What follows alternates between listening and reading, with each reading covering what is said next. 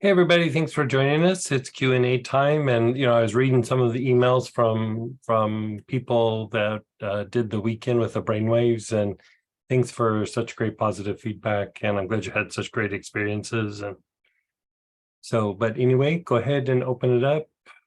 Fire away. Anything goes. And go ahead, Barbara, and Hey. then Cindy. Hey, Barbara. Hey there. Feel like I'm still in that class. I know, huh? Yeah. Took till about 1 o'clock this afternoon before I settled down a little bit. But, couple of blends I want to ask about. Sure. I've been feeling called to use the assemblage point blend a lot lately. Excellent. Yeah. And maybe you could give some tips on when to use that and if there's any time that's not good to use that. I really couldn't come up with a time like not to use it. I find, because it does a bunch, the assemblage point is basically shifting your point of perception. So that is, different aspects of your physiology, your nervous system, your immune system, the endocrine system, part of the vital centers, or what we call, the limbic system.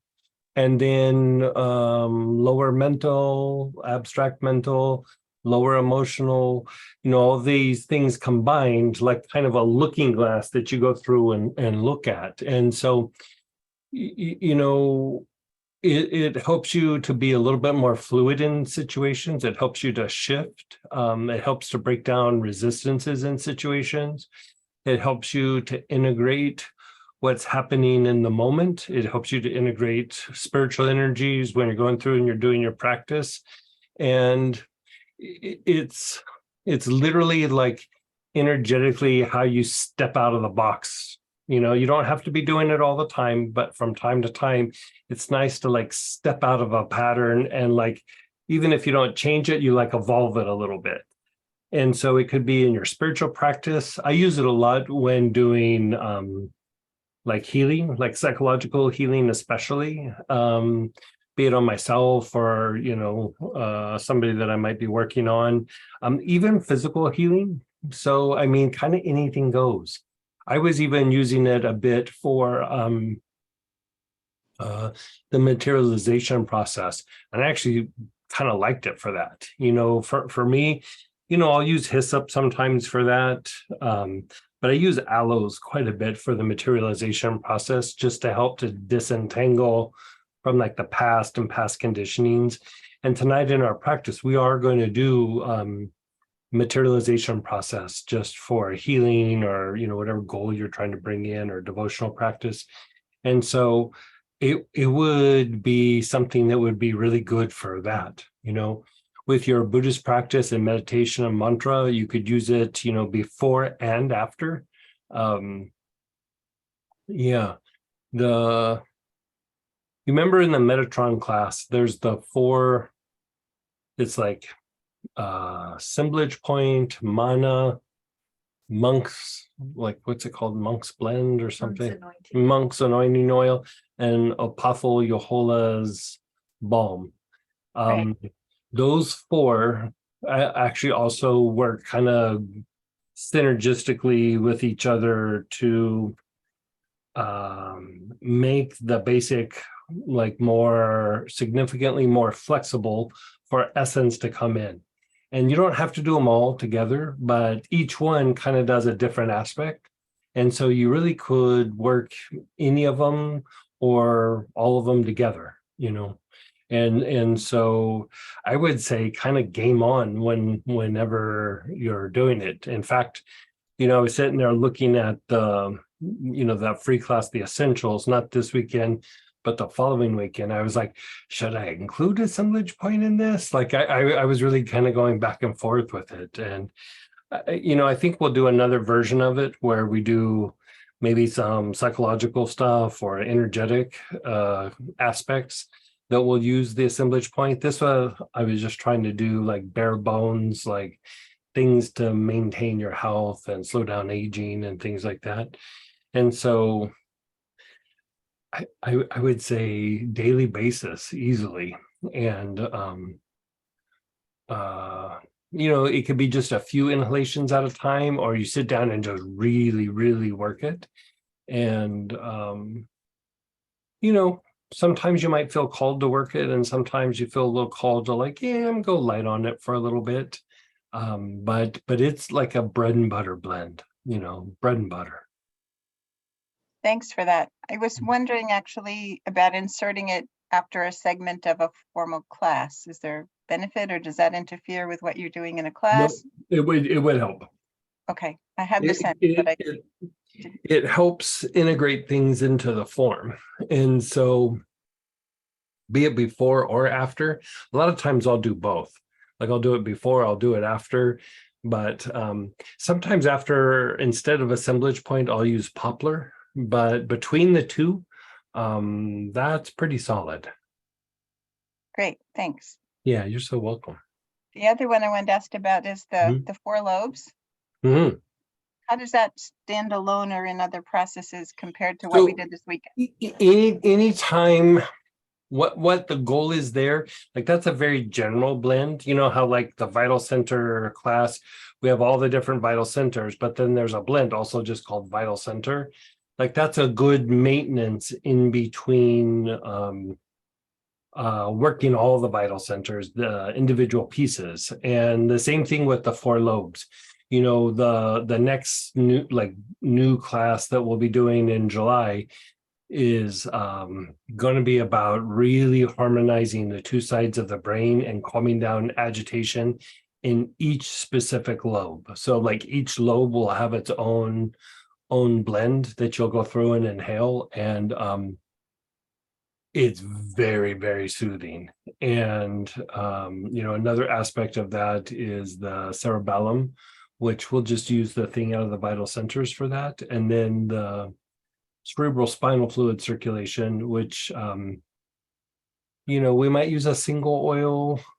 We might use the fourth ventricle from the vital centers class, but going through and calming that down, it harmonizes the two sides of the brain so that the right side, which is traditionally like the more intuitive side, like if you looked at it, it would be intuitive and logical.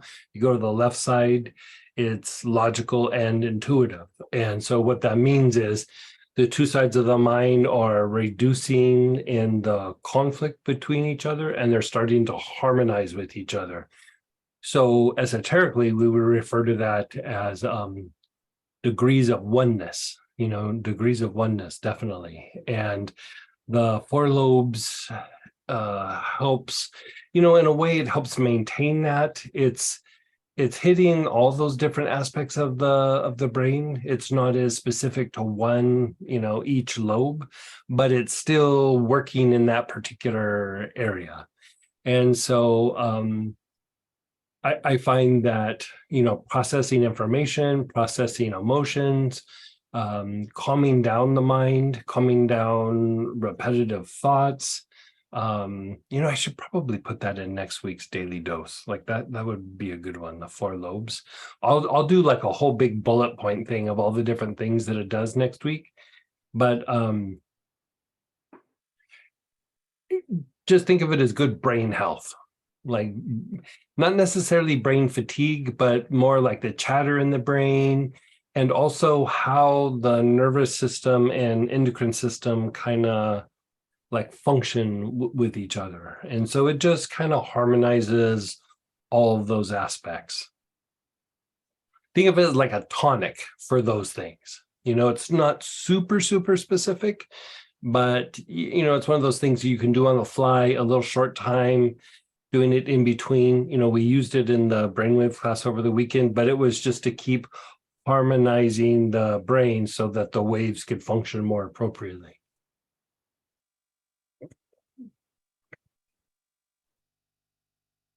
I look forward to the next newsletter.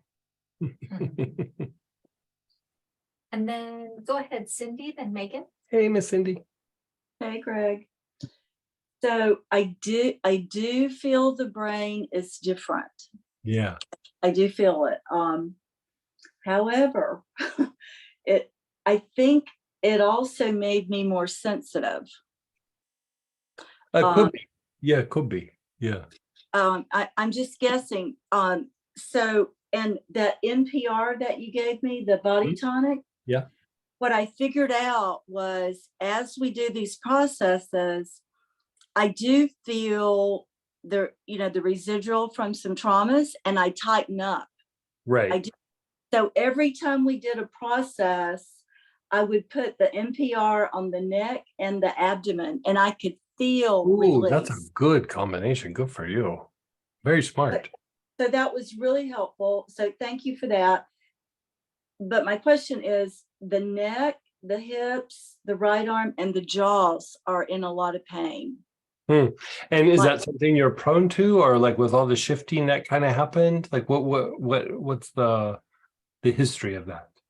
Okay, so there was some pain a little bit in the hips and the right arm, but then Sunday night the neck tensed up really bad and the hips were tense. The right arm was already there, but it seemed to get more, and the jaws, I do have a lot of tension in the jaws, but it seemed to get more, Okay. or I'm more aware. Yeah, like either way, like could be something kind of coming out or processing, or like you said, awareness does increase, because you're increasing perception and awareness and all that. Let's have you it looks like some trauma stuff's coming out. It looks like it's coming out of lower centers, like not even like a little bit in the emotional body, but more your physiology. And so let's have you inhale, if you have a helichrysum, if not, even like terebinth or fascial release. Let's have you inhale one of those, like even while we're on the call, and then check in with you in like 15-20 minutes and see where you're at. Okay, I do have the helichrysum. Yeah, let's just, if something bubbles up in your mind, you can sit and observe the thought, but otherwise, like start with the heart, go to the back heart, and then maybe the spine, and then just start visiting some of the spots and give it about 15 or 20 minutes, and then come back and see where you're at. Okay, That way we can adjust it tonight. Okay, that sounds good. And also my kit for the weekend came in, and I have galbanum, Mhm. which I haven't used before. So I just wanted to throw that out there in case. So you could put several drops on your wrist or take 2 or 3 drops internally, and that will definitely take the edge off like some achiness and pain. But by far, like I was just having a talk with the person that, the distiller where I get the galbanum, and he was like, why are you going through so much galbanum? And I was like, man, it's amazing for pain management. It's amazing for taking tension out of the body when you're having some pain, and it opens up the arms and legs, and it takes the edge off. He was like, I didn't know that. And I was like, it cracks me up because it's one of those old school, it's an oil in the Bible. It's a biblical oil, but like we've kind of almost like forgotten how to use it. And it's in the frankincense family.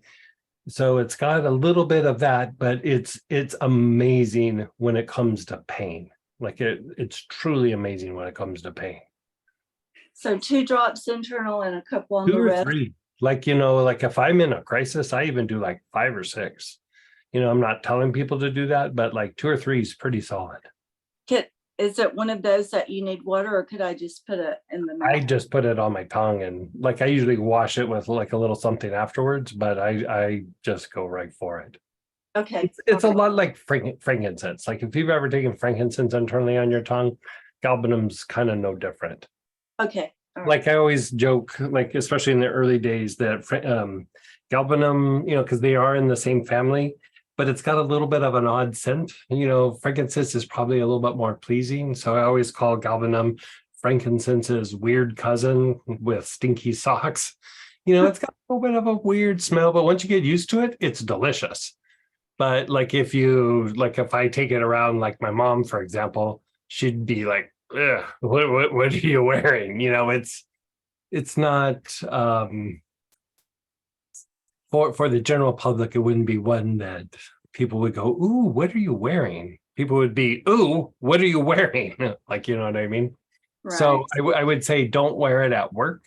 Take it internally, and Yeah, then yeah. at home, you could wear it. You know, Samantha has a story where she was in somewhere and she put a couple drops on in like a waiting room somewhere, and the practitioner came out and was like, "Oh my God, what is that smell?" And, you know, to her, it smelled amazing. But to the practitioner, you know, most people are used to like synthetic smells and, you know, they don't, their mind's in a different place when it comes to scent, Right.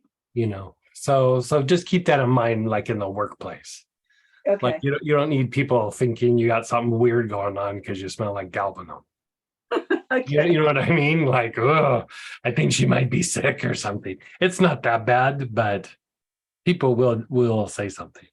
Okay. All right. Thank Yeah. you. All right. I'll be inhaling Yeah, helium. and then let me know. Yeah, let Okay. me Thanks. do a little bit of galbanum right now as well. Okay, I will. Thank you. Perfect. And then go ahead, Megan, then Troy. Hey, Miss Bacon. Hey Greg, how are you? I'm doing good. How about you? Good, good. I've been, on and off, kind of trying to, get into my right brain more and get intuition going. And I think probably almost every class, there's something in there that is supposed to help with that. And I've healed so many things and I'm in such a different place, but I don't see a big difference with that. And I don't want to be so hyper left-brained. Sure. I Oh, I hear wanna, you. tap into those other things. Do you have a specific recommendation for me? Something I could do? Hopefully, So, 15 minutes a day, Did you do the fear class? I'm just Yeah. curious. Okay. And when you did the fear class, how did that treat the right brain stuff? I didn't notice anything. I actually didn't even get sleepy for some reason. I don't know. One of these, what's wrong with me? Everybody else is this, and I'm over here. I don't know.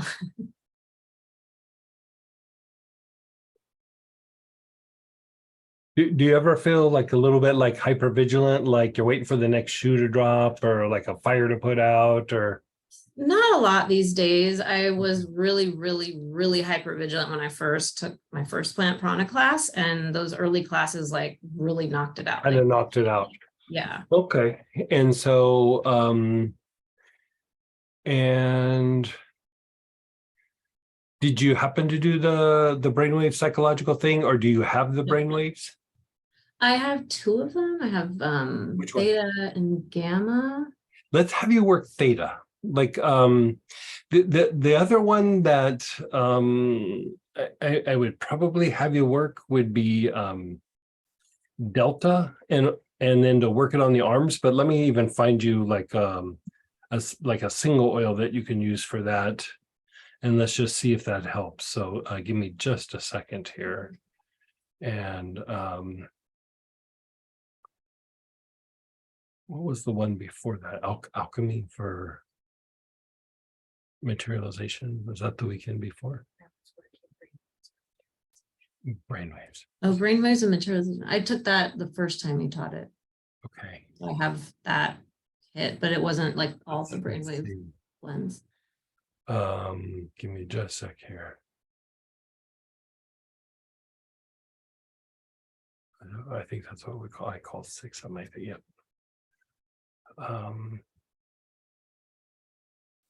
So okay, so do like tarragon or rue, petitgrain, and really focus on the arms and the legs. Not even necessarily the joints, but like, explore the upper arms, explore the elbows, explore the forearms and the hands, and then go down through the legs in the same way, and do that for several times. And because part of the issue is for us to really go like deeper into like the more intuitive mind, there is like certain kind of like agitations that we have to calm down in our physiology. And it usually has to do with like, past conditioning, past things that have happened. And some of that is in the arms and legs, which are extensions of the basic chakra. Like it's tied to like defensive movements, like running and fighting and, doing whatever, just fending something off. And so if we can lower the agitation and the tension in the arms and legs, not just like a muscular tension, but almost like a neurological tension, it allows for the brain to function in a little bit of a different way. And so I would go a little bit deeper on just really relaxing the arms and legs, because even if you scan like most people and you start going, okay, agitation in these different parts of the body, and then you get to the arms and the legs, like the arms and legs, you see the most agitation usually. Yeah. Different things in the jaw, but like the jaw can be a whole nother ball of wax, but tension in the arms and legs, if you can get that down, it can be a game changer. And you can even use something like vetiver or spikenard to like keep calming them down. It's not quite the same, but it's in the same vein. But if you keep doing that for a little while, it starts to become easier and easier just to go in that kind of more alpha, theta, delta states, which are more relaxed states, which then start kind of going into the more intuitive side of the mind. Now, this weekend, we're coming up on the Lymphatic 5 class, which is, it's a free class, it's a one-dayer. And part of what we're going to do is we're going to address sleep, but part of what we're going to do is we're going to address things that kind of prevent you from going deeper in sleep. And the things that prevent you from going deeper into sleep are usually also things that prevent you from going deeper into the intuitive mind, because for most people, that's where we access it. And some of it is we'll talk about these mechanisms, we'll be talking about them through like the first half of the day, but it's this like certain kind of agitation that it's not really emotional, it's not really mental, it's not really like it's physiological, but I take it a step further, it's primal. Like it's really a primal thing, like it's in the unconscious or at least in the subconscious, but it's just these tensions, and it's usually from just the crap that's happened to us, like somebody was mean, somebody did this, somebody yelled at me, I almost got hit by a car, you just start going down the list, and it's like every time it just cranks up this notch of this like primal agitation, and the body never shuts it down, like it just never does. So we're manually going to go through step by step and unwind it, and it's like if I remember right, it's like 11 steps. Like it's substantial. It's like 10 or 11 steps. And we're just going to go through and work it. We've been talking about versions of this for a while. Like we're going to use things like myrrh. We're going to use things like galbanum. We're going to use things like helichrysum. You're going to be using a lot of the things that we've always been using, but very systematically to unwind this. And after you do, like if you were to stand back and look at the person after they've gone through and done this, like at first you just go, yeah, I feel okay. Like, I feel mellow. I don't really feel that different. And then you kind of lay down, the agitation just starts seeping out of you. And it's not like reliving something. It's just this weird tension that happened. So I think I even put a little asterisk when we did the flyer for this. I blew my shoulder out. What was that, like 4 years ago? Like 4 years ago, I fell on ice with a, 50-pound bag of salt on my shoulder, and I just totally blew my arm out of socket. And it's been borderline surgical a couple of times, like it starts to like cut off the nerves in the fingers and the whole bit. And I get the inflammation down and it's better again. But there's always like not very great range of motion, and it always just kind of hurts. But I'm stubborn. I don't want to have a surgery just to be having them. I've already had too many, and I'm trying to prevent it. So there's some torn muscles up in the chest and in the shoulder itself, and I did some exercises, kind of compensated for it. but it was always there. You know what I mean? And I just did that whole protocol. Like I've always done pieces, but I did the whole protocol at once. Just one time, my shoulder feels better. It's the best it's felt since that injury. And a lot of times I can't tell the difference between the two shoulders. And the range of motion increased probably by 30% and stayed. It wasn't like 30% for a day or two and went back. It stayed good. And so even like injury sites will cause this kind of primal agitation in the body. And I would say I would include childbirth in this. It will cause like a kind of agitation in the body that your body just doesn't shut off. And so I would do the arms and legs thing. And then, you know, the protocol for what we're talking about this coming up weekend, you probably have all the oils for it. It's like, there's nothing that's like, oh, this is new or this is this. A lot of it is just bread and butter oils, but used very systematically to go through and unwind this primal aspect. And I think that can help as well. Yeah, it's on my calendar. I have to step out a couple times for some family stuff. Well, but there's I'll always the recording too. it's Like you both. can Yeah, catch up yeah. with it. I mean, and when I first took the first couple of classes I took, I mean, Tarragon and Rue were like my world. Like, Yeah, no joke. Huh? they changed They're my still my life. world. Like, yeah, I mean, so if there's just something else to do with those, it's probably gonna be good for me because my body just needed those so badly a few years ago. So that makes total sense. Another thing, since we're kind of on the brain anyway, Yes. my memory, you know, since the kids, and you already heard this a million times, and my sleep deprivation, it's just still not good. And I love the sleep and memory class, and I have misplaced my original booklet where I had some like handwritten notes on some of the things. And so, of course, I don't know like which, you know, if I do the whole memory thing, it just takes a really long time. So I also don't know which problem I have or which, you know, main area to focus on. But there was a protocol I wanted to ask you. I have a newer booklet, but I don't remember which one it was. And it had to do with like taking in information. Like I'm looking around my room and I'm being able to like see and observe what's there better. Like, Right. So like going back to the brainwaves, like that would be a lot more like the alpha state. So you want to be a little bit more relaxed, but not relaxed like where you're starting to really go out there. You know, it's almost like a level of relaxation that allows you to take information in and process it, but not be like sleepy or you know, dreamy or something like that. And so things that can take you into that realm.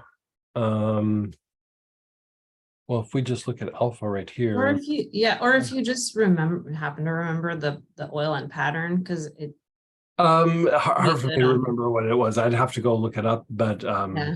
Letty might be able to do it. But or if like somebody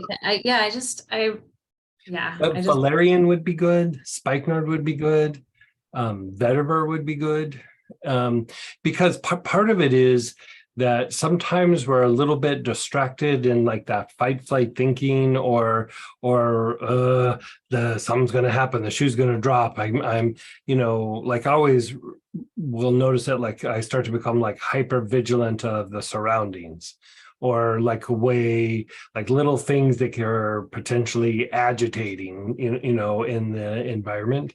And when that happens, the tendency is to not remember things as well. And so, you know, because sympathetic activity is tied to the formation of your memories, you know, so those action aspects of that part of your nervous system, yes, they're fight flight, but also they help form the memory. And if you're not taking in that information in that moment, it's like the memories just don't even form. There's like nothing to recall. And so that's what I would say target, you know. that's what it kind of seems like my problem is. Like Because I'm with putting brain things fatigue- away, and like 2 hours later, it's like, where's my thing? And I had just put it somewhere and I can't remember where I put it. Like, Yeah. it's not paying attention. I would shoot for vetiver there, Because the thing with vetiver is, or Roost-Koos, either one, but vetiver and Roost-Koos they're very calming, they're very soothing, and they get you into your feet. You know what I mean? Where like when we're kind of in that hypervigilant state, or we're a little bit, we're kind of more like up here, but we're not really in our body. Like we're in our head and maybe our chest, and that's about it. And so the vetiver just really brings you all the way down. Okay. Yeah. Okay. Thank you so Yeah. much. So you could even rub a little bit on your Ming Men. You could rub a little bit on the base of the skull, but a lot of inhalation. And a fun one for me is I'll take a drop or two and I rub it into the temples. And it's just literally like, oh, let's see how this is. And I do it. And then I'm like, oh. Yeah. Like, Vetiver on the feet just does something to me. It's which so one? strong. Vetiver on the feet. Yeah. Just Yeah, I yeah. feel it immediately. It's Yeah. really strong. Yeah. So just get really good friends with vetiver for a little bit as well. Okay, let's try Yeah. that. Cool. You Thank could you. even take it internally if you wanted. Like I Okay. did that for a while. Yeah. Yeah. Okay. And then go ahead, Troy, then Anne. Hey, Mr. Troy.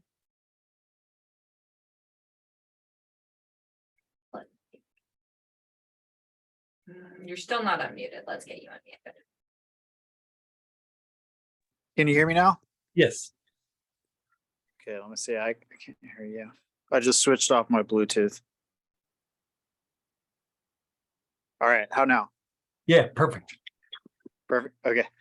I didn't sleep great the last couple of nights after class this weekend, but I've been having sleep issues for a long time. So but I really noticed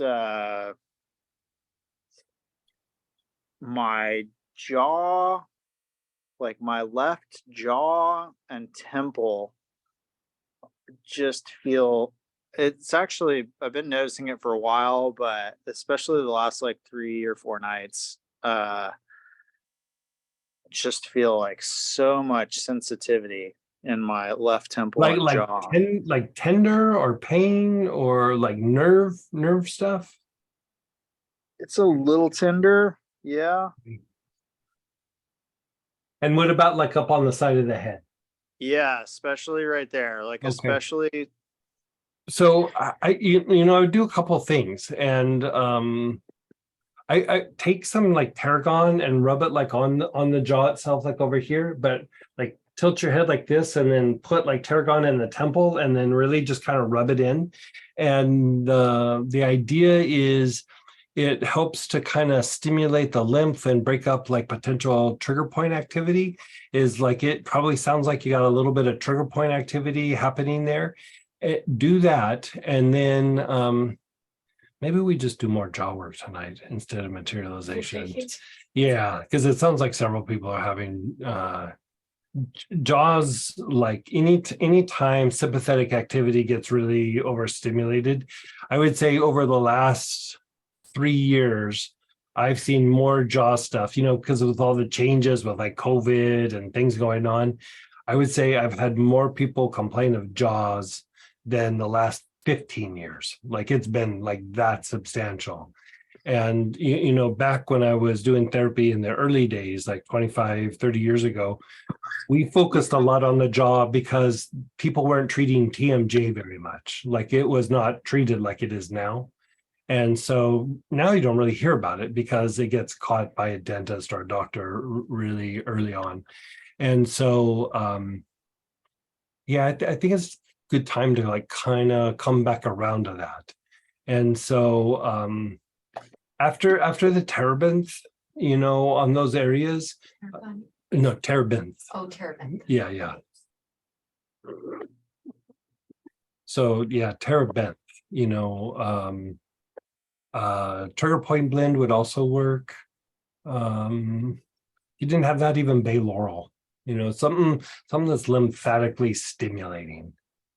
Chakra root cleanser could work. So on the side of the head, a little bit on the jaw. So And I've actually been putting on lymphatic blend and CRC there, and has it helped? uh, yes, but not Not gotten rid. massively. So the thing that I think we explored it in, I can't remember where we explored it, but you can take something like that. We were doing it with brainwaves and then the etheric chord blend, but you could do it also with like the CRC and the etheric chord blend. Is maybe let's just do it right now. What do you think? Or should we wait towards the end? How many questions? Is there a bunch of questions or?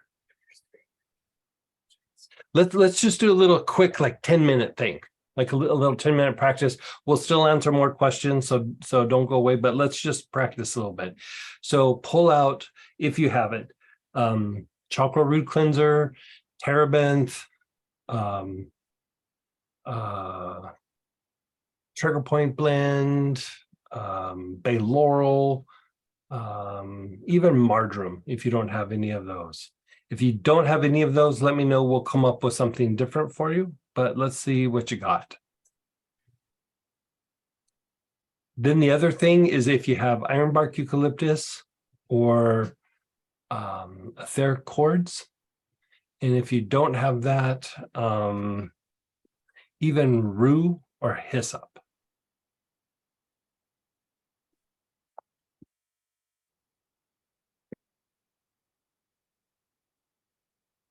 So there's like group 1 of oils and a group 2 of oils. So try to have one from each of the groups.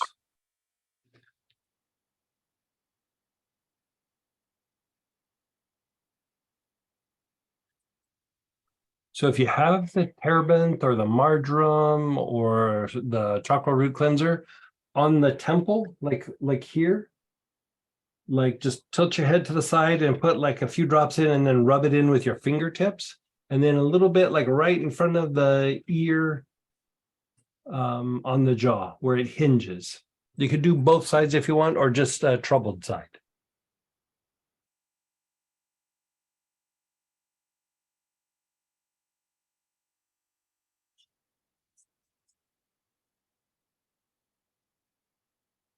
And then once you have done that, begin inhaling. So you're inhaling through your nose, exhaling through your mouth, and your awareness is on the jaws where they hinge in front of the ears.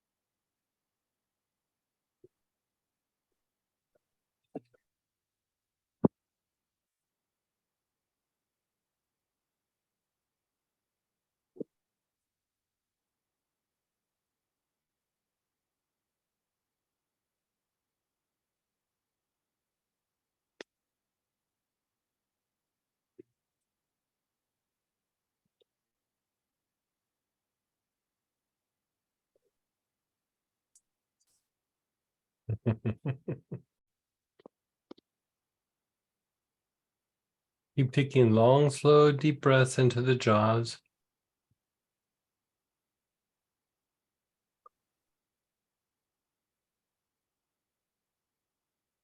Now, if you have the ironbark eucalyptus or the etheric cords or the rue or hyssop, switch over and you're inhaling, but on the same spots.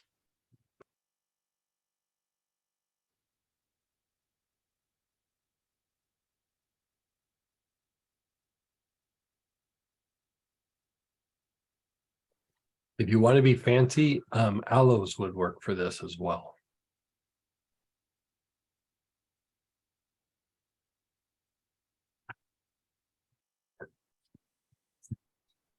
Mhm.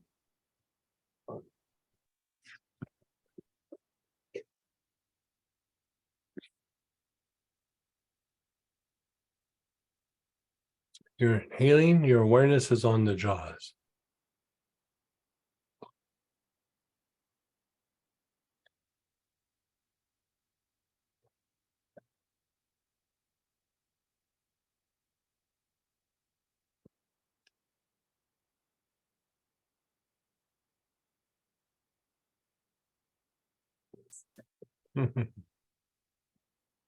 Yeah, this will take a weird tension out of your body. A tension that you didn't even know was there till it's gone. Now switch back over to the first oil that you were using. Same spot, same area. You're just taking some long, slow, deep breaths.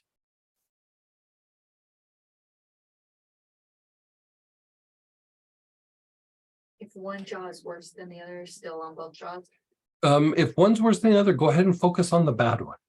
Like really try to unwind that, give it some special attention.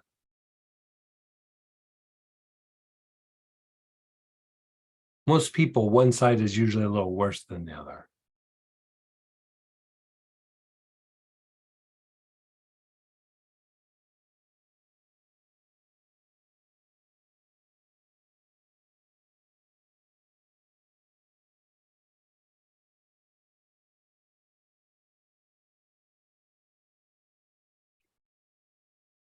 What is it? Oh yeah. It's delicious. You're still inhaling.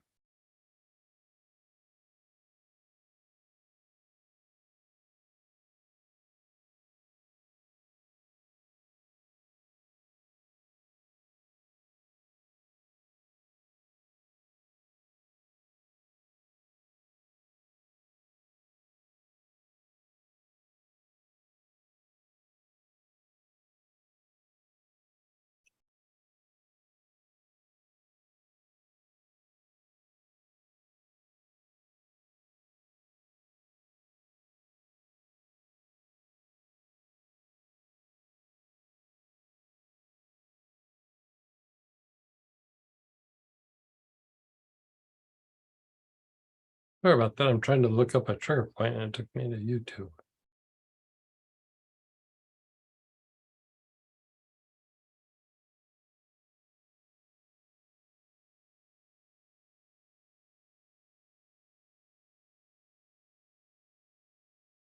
Looks like they changed the site.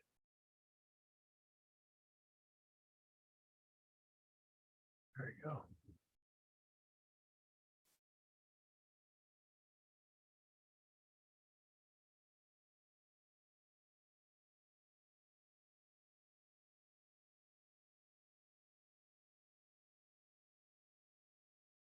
This is bizarre. Oh, well, I can't look it up. And then switch it to the other oil again.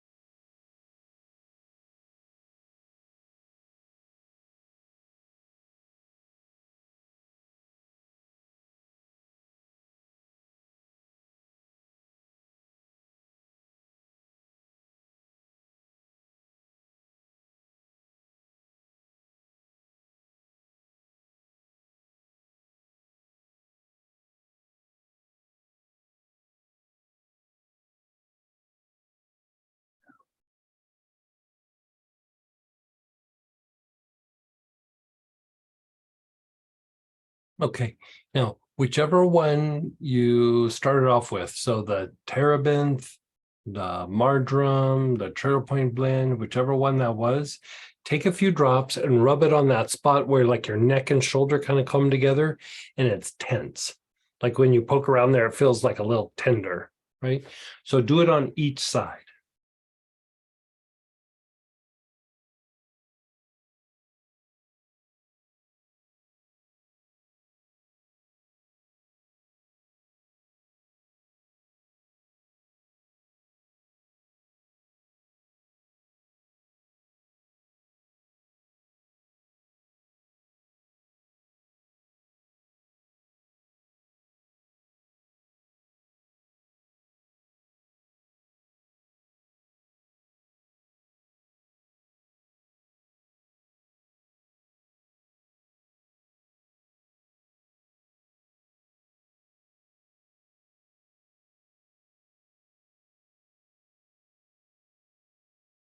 And then once you've done that, inhale onto those same spots where the neck and shoulder kind of come together.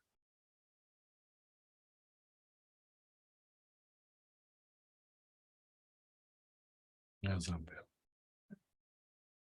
What's that? Really good.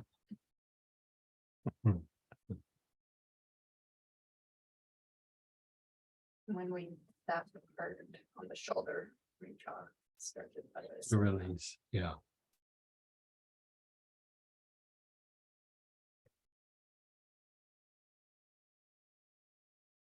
And so here's another one that you wouldn't put this together, but inhale, continue to inhale, but move your awareness to your shoulder blades themselves, like right on the shoulder blade. That will carry tension up into the neck and into the jaw.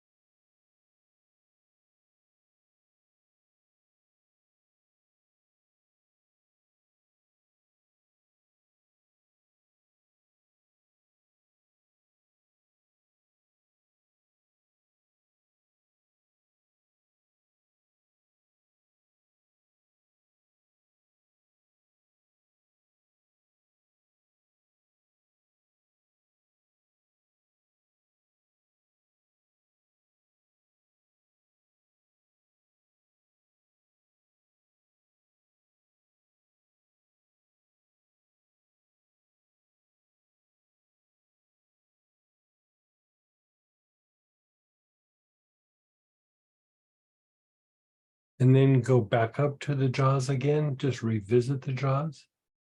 Inhale on that area.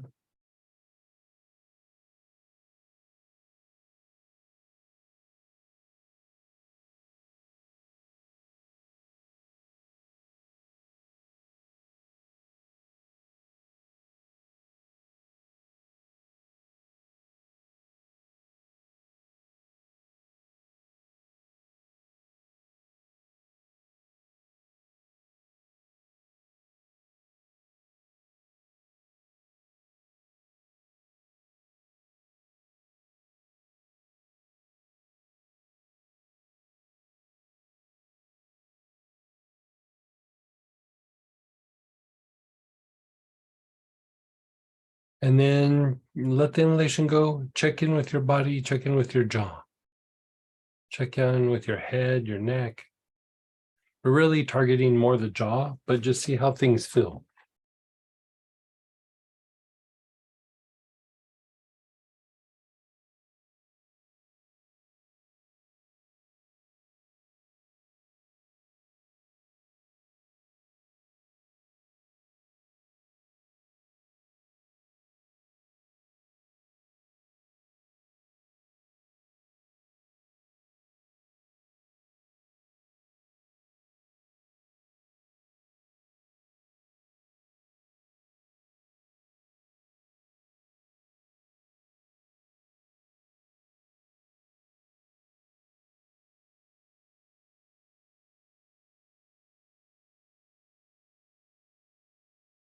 And then just let everything go.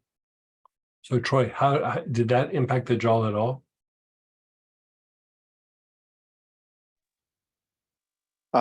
Maybe 50%. 50, that's pretty good for just like 5-10 minutes. Like kind of just run through that. It doesn't have to be any particular order, but especially going back and forth between the etheric chords and like the terebinth or whatever you use there. Sugar point blend, terebinth, chakra root cleanser, and keep treating the side of the head. Let's just do that. One more little piece. So whichever was that first one that you used, inhale, and your awareness is on the side of your head, not deep, but like the muscle on the side of your head, your temple all the way back to the backside. Like if you were to stick your hand like this, like that whole area.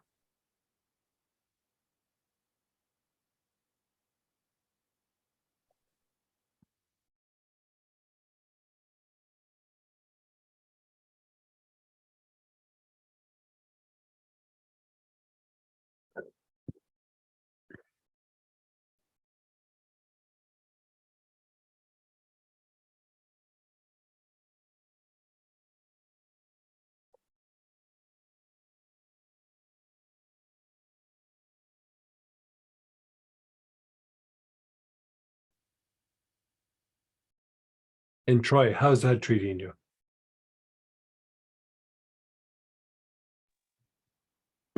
I'm not sure yet, but I definitely have a lot of sensation that's been happening on the side of the head over the last for a while.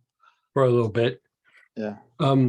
So like all these muscles that we're kind of touching, like from the base of the neck, where the neck and shoulder kind of come together, and some of this stuff up in the jaw and the side of the head, some of the most easily irritated muscles in the body. The one, especially where the neck and the shoulder come together, that is like number one. Like it is the most easily irritated. And it can refer stuff up into the head, into the side of the head, into the jaw. And so even though we're feeling pain here, still like, do the temple, kind of go all the way down, but go all the way down the neck, but like where that shoulder and neck meet, and then even take it a bit into the shoulder blades. And it will help to just unwind that whole component. Add you could put terebinth on in those areas, spikenard, vetiver, anything relaxing. Anything relaxing, antispasmodic. I like terebinth just because it cleans tissue up really well. It cleans up joints. It helps break up lymphatic stagnation. It helps to break up trigger points. And when the lymph in those areas get bad enough, it starts to trigger those trigger points. Like they start to become activated. And then it's like this weird pain that like almost is non-responsive to normal treatment. Okay. Yeah. I'll keep doing that. I actually thought that it initially I thought that it was a tooth Yeah. that I have been kind of doing different treatments on for a couple of years versus having work done. And then I went in for a massage one day, just like a chair massage. And afterwards, like all the symptoms seemed gone Right. for like 24 to 48 hours. So that's the thing, like the side of the temple, some of the muscles in the jaw itself, and some of the deep jaw muscles will aggravate the nerves in the upper teeth. And there's one kind of deep in the floor of the mouth. They'll aggravate the teeth on the side. And it feels like, I think I may need a root canal or something. And it's literally like trigger point activity. Yeah, that's exactly what Yeah. it feels. I felt like I feel like the lymph is definitely really stagnant. Like, and Yeah. just kind of like in a knowing way, Yeah, I was like, yeah. I don't think the lymph is moving in the jaw at all. Yeah. It's super common, by the way, super common. Like, how we've talked about in the past, like practically everybody walking around has a psoas issue. Practically everybody walking around has a jaw issue. Like it would be uncommon for somebody to not have some issue with how the jaw is tracking or tension or something. I mean, the jaw just gets so wound up. Gotcha. Well, thank Yeah. you. I'll keep working this. Well, over the next few weeks, I'll just keep going deep on the jaw. Like, let's just do that. Everybody can use it. Like, I think Cindy was talking about it earlier. Her jaw was bothering her. Everybody can use it. Like, I had a thing that was about like a month ago where like my jaw, like I thought, my teeth, like I gotta go to the dentist, and I unwound the side of my head and the jaw, like, over here, it all went away. Yeah. I think I just probably had slept wrong, or I don't know. It felt like somebody punched me over there. Like it felt that bad. And I was like, but it was starting to hurt into the teeth. I unwound that, it all went away. All right, great. I'll keep working this. Thank you so much. Yeah. It takes a little bit to unwind. Just heads up. Like do it repetitively for a little while. Like I had to stay on it for about a week, like just like every day. And after that, it was done. Okay, so I had marjoram, trigger point, and rue out. Are those the three different? Are those from the three different groups? Well, I would use trigger point, and then If you had a etheric cord, that would be better, but if not, Okay. inhale with the roux. Like either one. I've got it through a cord somewhere. Yeah. But that's right. It was 3 parts, right? So like the No, just two. Just oh, two. just the 2. Okay. I'll Yeah, repost So we're it. gonna I'll set- Yeah, yeah. Awesome. Thanks so much, y'all. You're so welcome. And then go ahead, Anne, then Denise. Anne, Hi, how are you? I have really enjoyed the 9 Fears. Not really enjoyed, but I mean, it's been- Right. I know. Yeah. I must have done it 4 times. Oh, and good for you. I started doing the unconditioning from the past Yeah. using Sage, and I've done that twice. So at 87 years old, I have a lot to let go of. And that was Wow. very helpful. Whew. Well, good for you. Ugh. My I'm glad question, it felt so good. It does, doesn't it feel so nice? It feels just to let go, letting go. I'm painting, I do paintings, and I can get things started easily, but I have problems on the next step on how to pull things together. And I'm wondering, are there essence that can help me with that? So do you think you get a little overwhelmed, or you get a little bit of like a creative block of sorts? I'm just not sure what to do next. So it's creative block. Creative block. And I can always, with using acrylics, I can always paint over. So sometimes I'll just keep adding color Right. and paint over if I need to.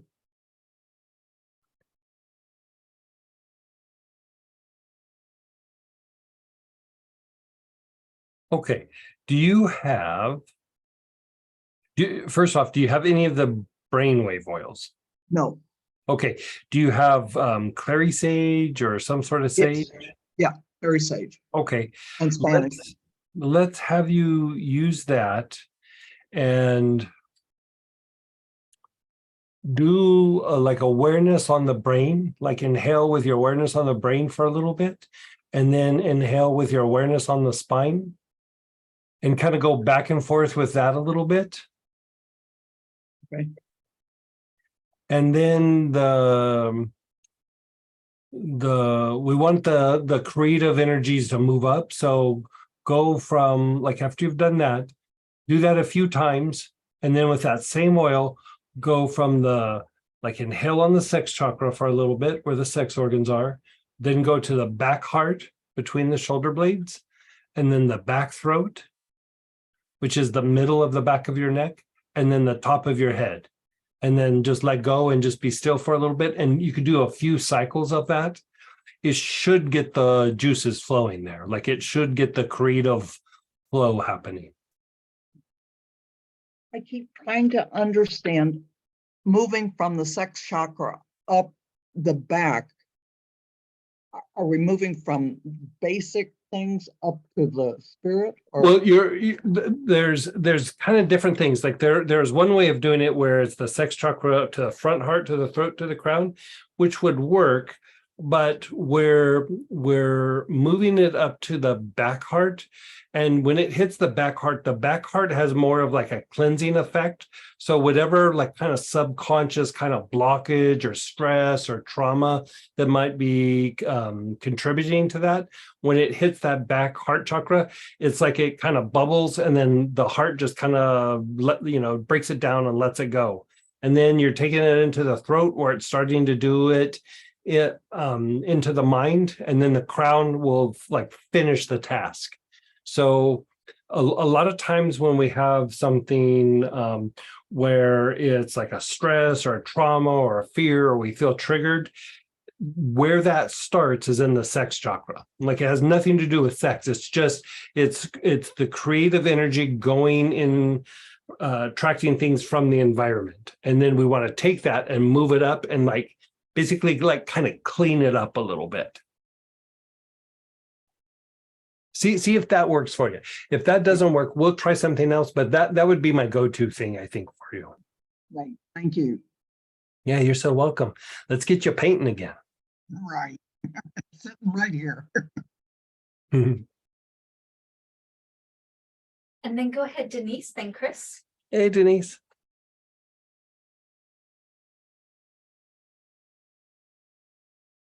Let's get you unmuted. Thank you. Thanks, Sam. Hi, you guys. Hey, how Um, are you? Well, I'm okay. It's definitely my job, but I do, according to the dentist, need to have a tooth or two removed. Okay, so some real pressure there today. Some of what you've been having me do, us all do, is helping. Is Oh, good. there anything else you could suggest? Because I can tell that right, for me, it's the right side today, and I could feel it up kind of almost at the top of, not quite my forehead chakra, but a little off to the right, again, up to the right. It went up there for a while, but it also went down all the way down into my fingertips on that right side too. Down into your fingertips, huh? Yeah. That sounds a little neck.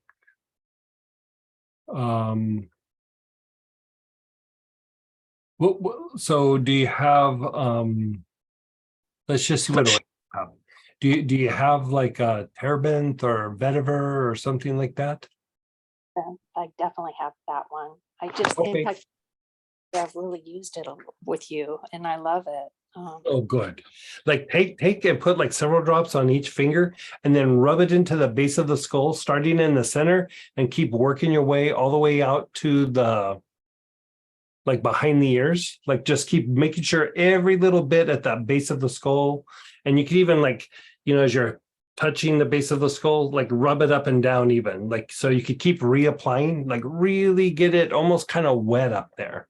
And that will help unwind this plane of connective tissue that's in the neck and the head and down into the upper shoulders. That'll help open up the neck. And then it makes it a little bit easier to treat some of those other things. After that, Galbanum, do you want me? yeah, you could do galbanum, but even like inhaling like a little bit of like marjoram into the vertebrae of the neck, like, just keep your awareness on the neck and just inhale quite a bit. And you could even put a little marjoram or terebinth, like right on those points that we just did for the jaw. Do it like 2 or 3 times a day. Okay, thank you. Yeah, like that. I mean, that'll take so much tension out of your neck. It'll take some tension out of your head. It'll take some tension out of your jaws. And like I was telling Troy, most easily irritated spot in your body, like by far. Like, and so everybody's got some tension there. And so that's always one that you could take some tension out. And it usually makes all of that feel somewhat better. But even if you have like, something where there's an abscess or a tooth that needs to be addressed, it still will cause those things to go into spasm. So it kind of doesn't matter what got you there. You can just go through and unwind it to reduce the pain. But also a bit of galbanum will be helpful to take the pain level down several notches. Okay, so marjoram, terebinth, and galbanum. Yes. And I think each finger and kind of work that skull area. Yes. So Yeah. And how about, the other thing I can feel is a lot of fear, and the fear is lower than usual. It could even be my son. Like when you say lower than usual, like what do you mean? Like it's just lower grade, or? When I think it's more, maybe almost from the sex chakra. It's Oh, like lower in your body. Yeah, Yeah, like there could be some primal fears in there. Sure. because I can feel just this angst there, and only since we started class, but at the same time, it could be him, my son. Let me just look at that for a second.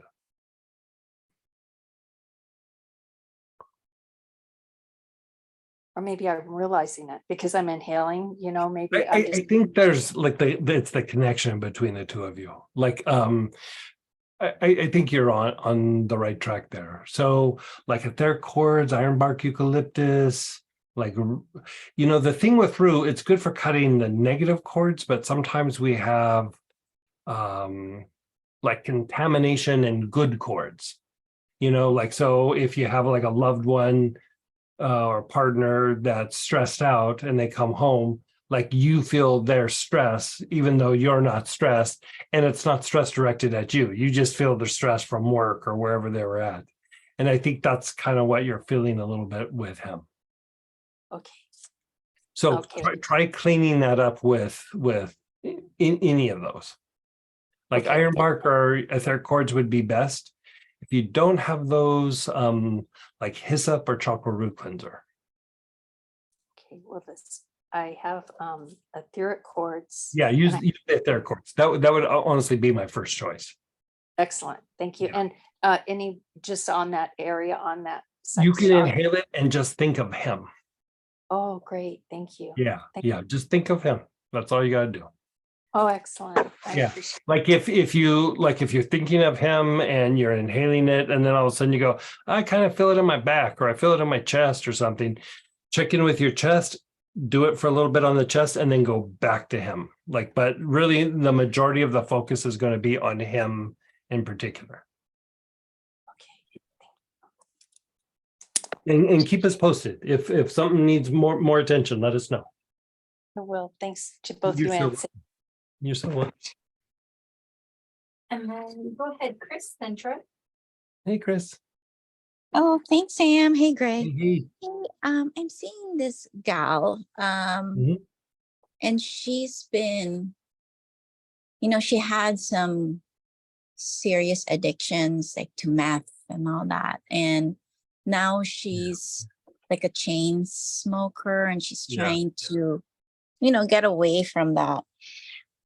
Is she still using it? Is she still using it? I'm not sure, but I don't think so.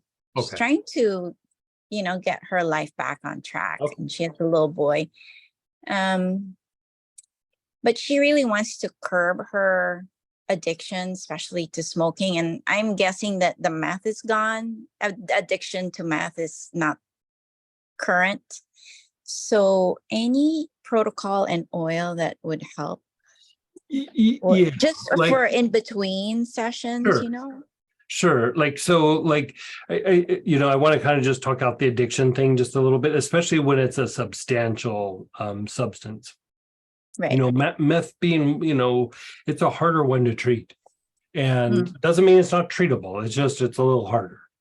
Mhm. And I think you kind of nailed it with saying like, they went from meth to like maybe cigarettes, or like if you see like the traditional like thing in AA, for example, they're off alcohol, but they're drinking, 12 cups of coffee and chain smoking cigarettes a lot. That's Mhm. really normal. Like to kind of almost like start stepping down what the substance is, Uh-huh. or really getting more to like, okay, I need to deal with this like addiction in general, because really the addiction is about pain. I mean, bottom line, there's some sort of emotional pain somewhere where it's hard for them to cope, or it's overwhelming. And so I was always of the mindset that as they were starting to use other things, like I didn't Mhm. want to take their coping mechanism away too fast. Like I wanted to establish a way for them to be able to cope, so that as the substances get pulled away, they have like a skill set or tool to be able to like manage the stress or the pain that comes up. And Right. so things that are always good are anything that's like unnerving. So Nervine. yeah. Like so spikenard, vetiver, melissa, litsea cubeba, chamomiles. In the old days, I'm not saying to use this, but like in the old days, what they would use, like back in the 1920s and 30s, is they would give people big dosages of magnolia, like the ground up, not the flower, it's actually like the twigs that they would ground up. And same idea, like, you would just give them a bunch of something that's like calming and soothing. I mean, even kava, lemongrass, like anything like that. I kind of like the idea of lemongrass just because, especially with the meth, they've been more sympathetic nervous system oriented for a while. And so there's usually a bit of an imbalance in that involuntary part of the nervous system.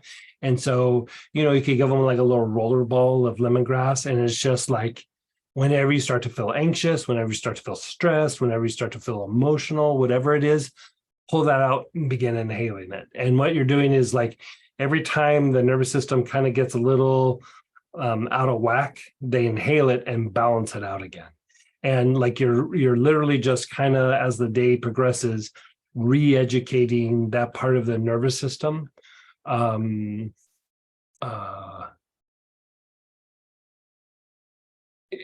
It'll take a little bit, but you could use tarragon as well, but they just need to, like, probably they'll inhale it like 12, 15 times in a day, like for that first couple weeks.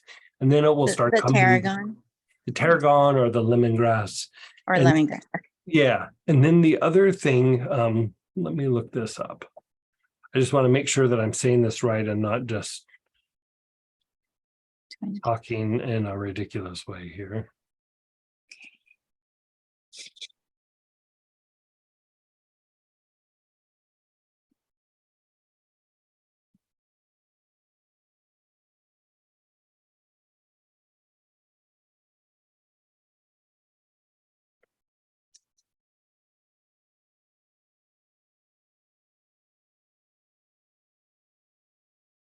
So the best is inhalations, right? Instead of a body tonic or lemongrass or. Lemongrass, they could even take a few drops internally multiple times a day if they would like to augment that. Oh, okay. I wouldn't have a problem with that at all. But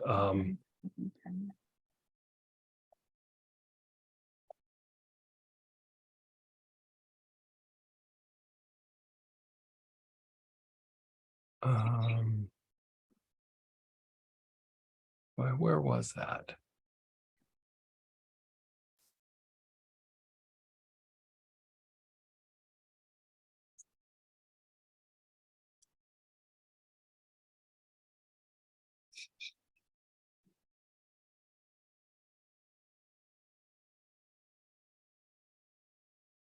The other one is you could have them inhale the gamma wave blend.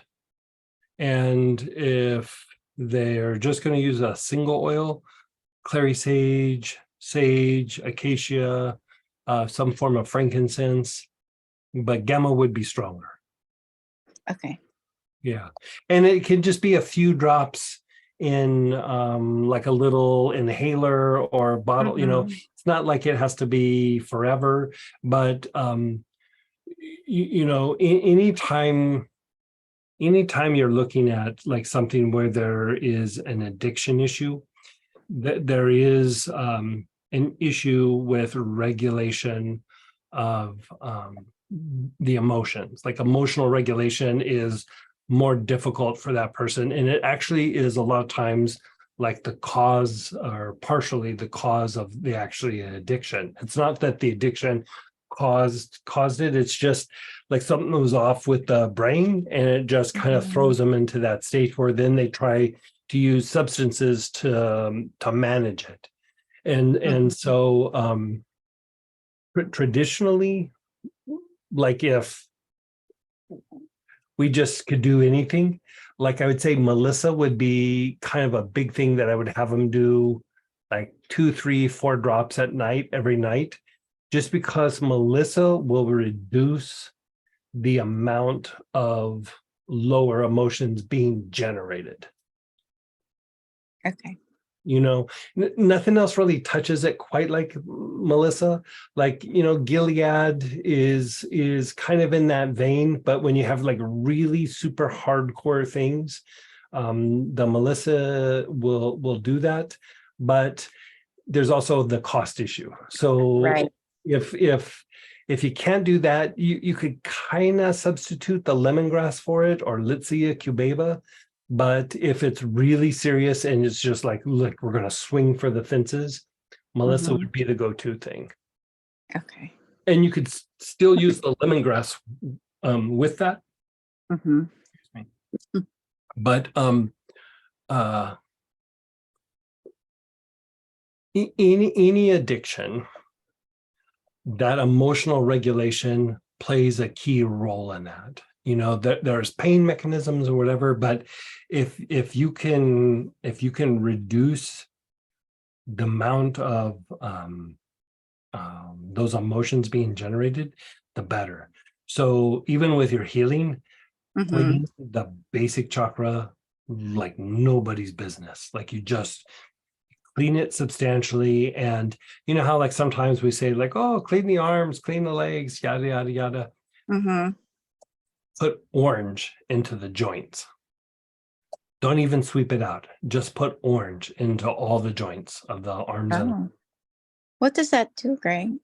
well, it helps to break up some of the things that are causing the agitation in the basic chakra, causing the emotional response. And then orange also stimulates lymphatic function where it starts to clean up the arms and legs. So Oh. you have the initial energetic impact. And Mhm. then after that, because you're stimulating lymphatic movement in that area, it continues the effort. Like I had this one person, she didn't even use substances for that long. Like it was really short, but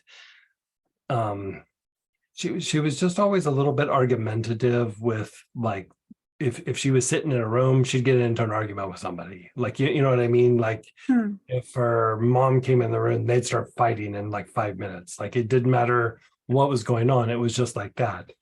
And Mhm. so like I just would kind of tease her as like, boy, you just always kind of have the grumpies. And I tried all kinds of different things. And I didn't really go to the arms and legs for the addiction thing because she really didn't have that big of addiction. I stepped back and I was like, let's just rethink this. I did that protocol and all of a sudden all that stuff come down. She'd sit in a group, she'd be fine, she'd interact. People would say obnoxious things that would trigger most people and she'd just go, eh. Like it's like she was shedding the grumpies. And a Huh. lot of it is just a lot of congestion and agitation in the arms and legs that then agitates the basic chakra. You know, scientifically, there is that aspect in osteopathic medicine because it throws off circulation and neurological function. And in Chinese medicine, like the same thing. Like if something like that's going on, they go right for the arms and legs. So like several traditions or modalities will actually treat it. They'll have different like reasons why they do it. They'll have different like the reasons why, but it produces a result every time. Like it unwinds that. So I would actually do quite a bit of that as well. Okay. Like cleaning, think about it like this, cleaning the arms and legs is very calming and soothing to the basic chakra, but it's also very calming and soothing to the brain.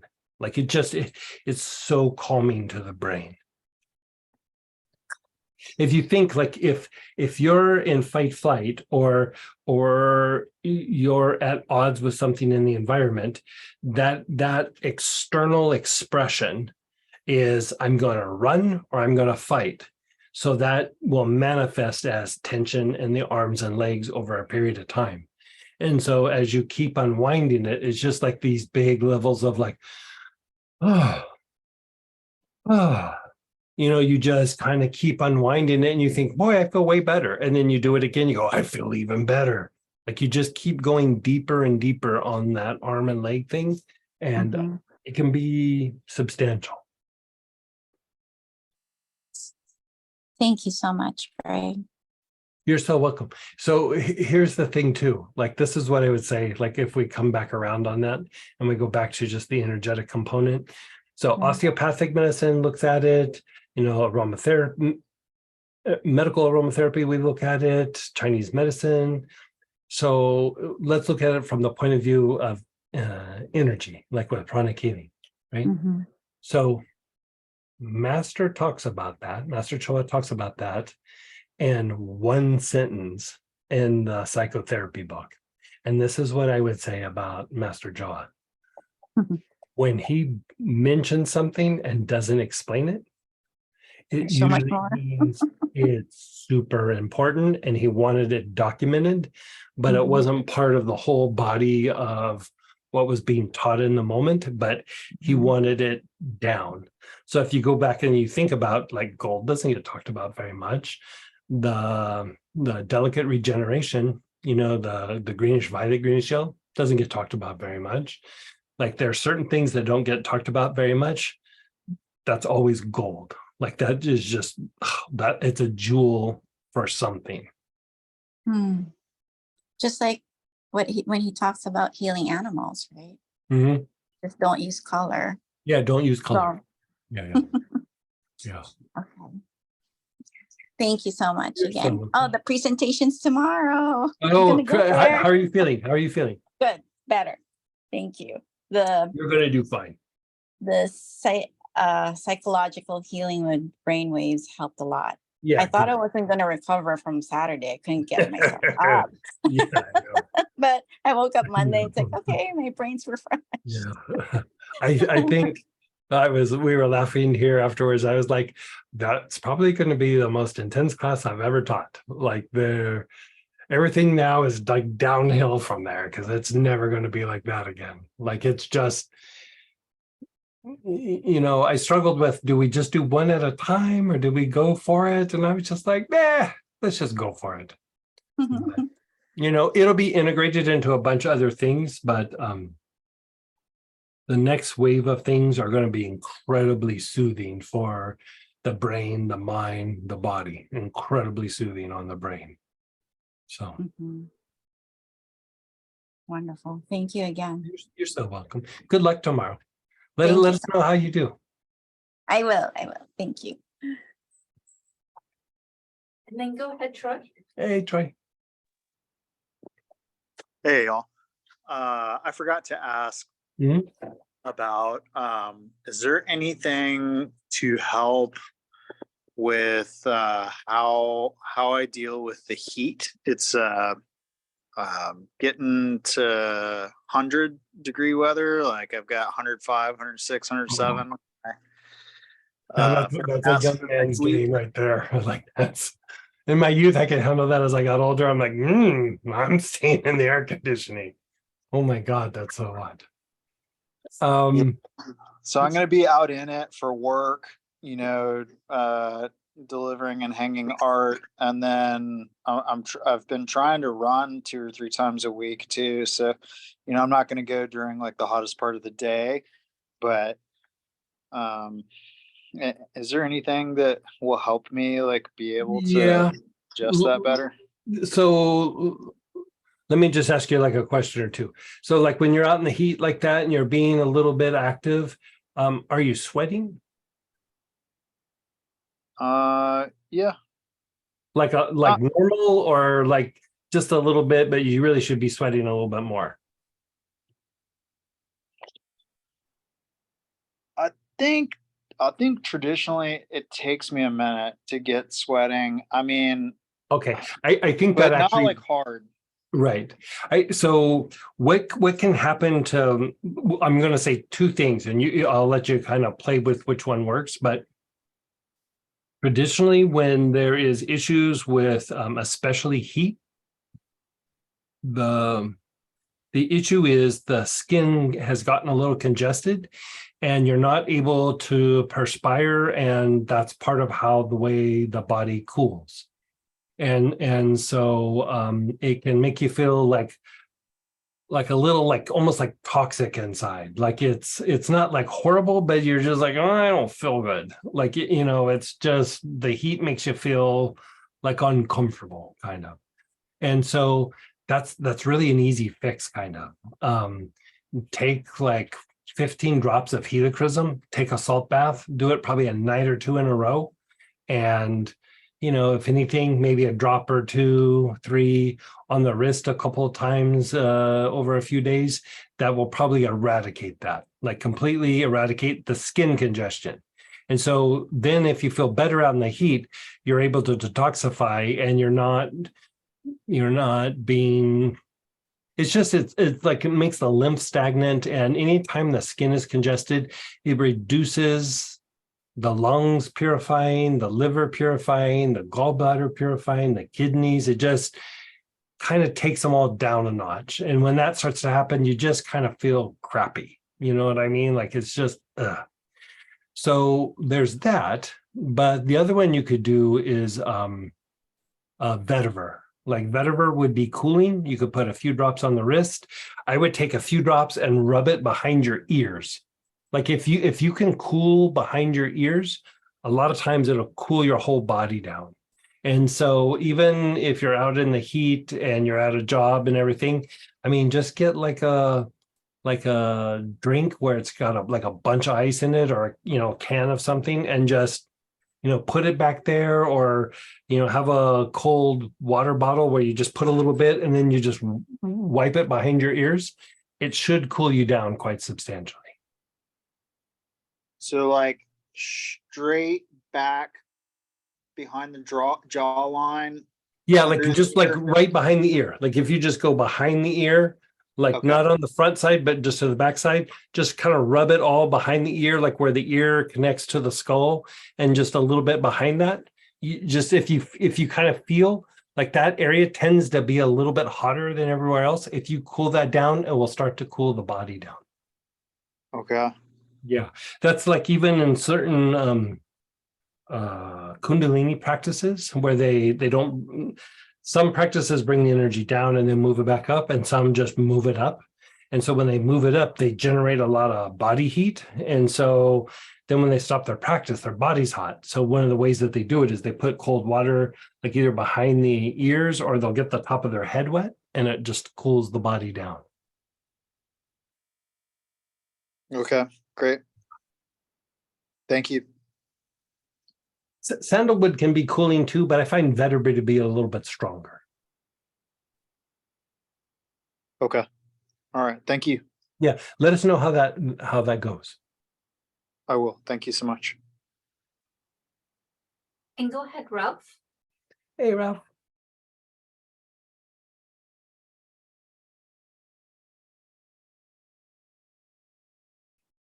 You're unmuted, but I can't hear you.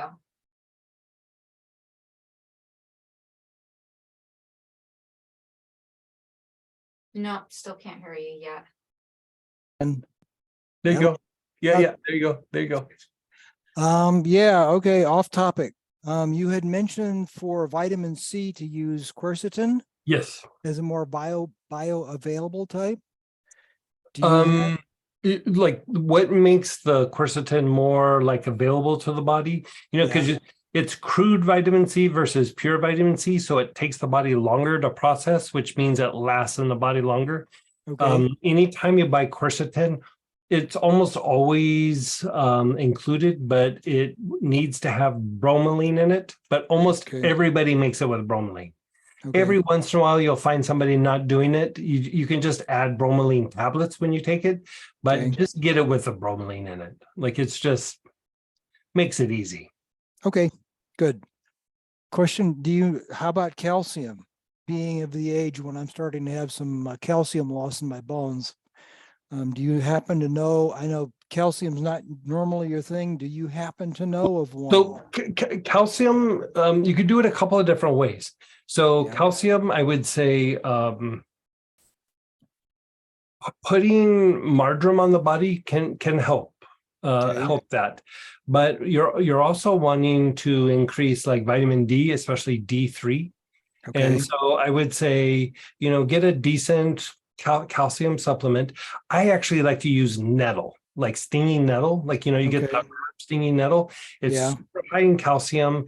And I find that because it's a natural source, it's just more, the body processes it better. And Okay. then the other thing that I would do is, the whole idea of sunlight is that with a vitamin D or D3 deficiency, your body can produce it, but it needs a little bit of sunlight to help kind of produce it. So going Okay. out in the sun is good, but kind of a quiet thing that nobody really talks about is the use of mushrooms like shiitake, maitake, cordyceps, like any sort of mushroom like that. Mhm. You take it in like a decent dosage, and it could be in your food. Like get shiitake mushrooms and throw them in your salad, or make a taco with it, or something like that. Mhm. And it will greatly amplify the levels of D3 in the body, and then make calcium way more absorbable in your body. So like Okay. just because we take it in doesn't always mean that the body takes it and uses it. Yeah. So if you increase the D, then the calcium gets absorbed better. And again, I kind of like going to a natural source. You can Yeah. get little vitamin D3 capsules. Mhm. Sometimes they're oil-based, sometimes they're water-based, but the mushrooms work so well. There's other benefits with the immune system. Buy it in a powder. Don't buy the capsules, because the capsules are way more expensive that way, and they don't taste that bad. They have like a bit of a bland flavor, and just take like a little like half teaspoon or teaspoon and just mix it in water or put in a little food and just drink it down or something. And you do that over a little period of time, and your calcium levels will change. Okay. Excellent. Yeah. Thank you. And I like it because it's all natural sources. That's the Yeah. thing sometimes with supplements is,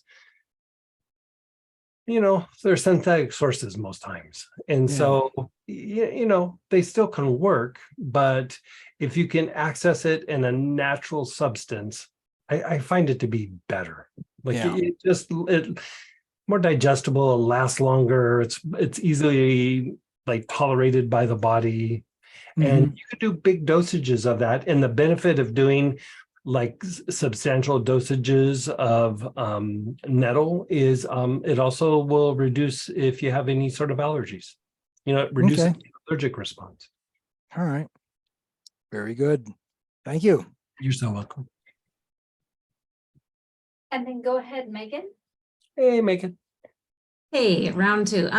Lisa. I don't know if there's an easy answer to this. It is like on the topic of dreaming again, which I just overanalyze sometimes. Not that I'm good at remembering them, but is there a way, like a rule of thumb, to ascertain like if you should spend time trying to interpret a dream you have, or if you can tell that it's just like processing emotions and doesn't have any meaning to it? Like a good point, because both can happen, but usually the ones that need to be like they're like a message, or you're processing it, or they seem to be a little bit more lucid. Like sometimes people will say like it felt like you were awake, or it felt more real, where stress dreams are just like, and I was walking through the park and I had flip-flops on and you were there, but you didn't have your face, you were different and you didn't have a face, and it's just these like weird like kind of stress things. But when it's like kind of something, it feels like like when you're watching a movie and you're really into it. Those are the important dreams right there. Okay. I'll have to think about it. Yeah. Yeah.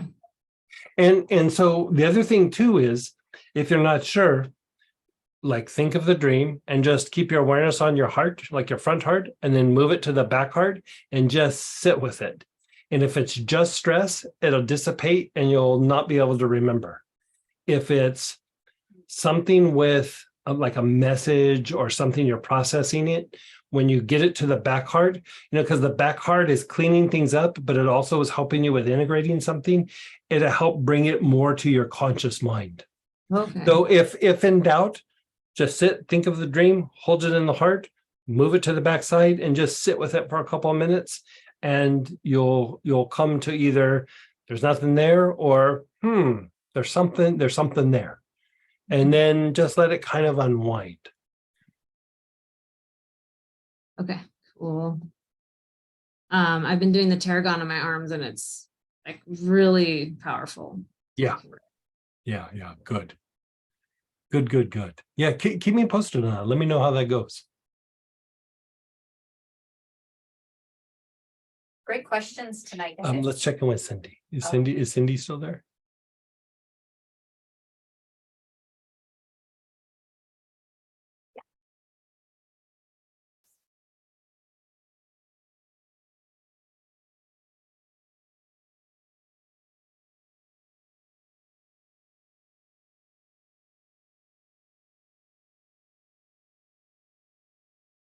how about I keep you posted on that? Okay. Let's go ahead and. Okay.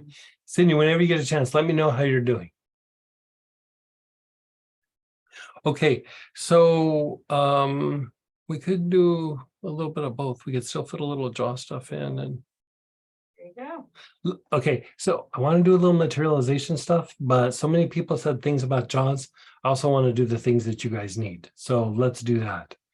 And so pull out those two oils again, the terebinth or the trigger point or the marjoram, whatever, chocolate root cleanser, whatever you're using for that. And then the etheric cords or the ironbark eucalyptus, hyssop, whatever you have there. I'll post them again for you guys as well. But if you were here, you have those oils. But if you just came in for the practice, I'll get them posted here for you.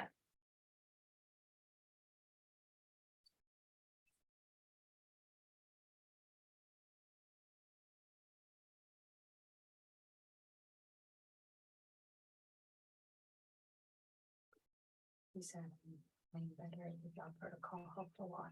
Oh, good. Okay, good, good, Cindy. Good. Good. I'm glad you're feeling better. So we'll do more of that. You know, maybe we'll just do materialization next time. We'll see how it plays out. So the terebinth or the marjoram, chocolate root cleanser, trigger point blend, start inhaling. We're going to do the jaws here, but we're going to visit some different spots. So take some long, slow, deep breaths into the socket, you know, where the jaw hinges for right now.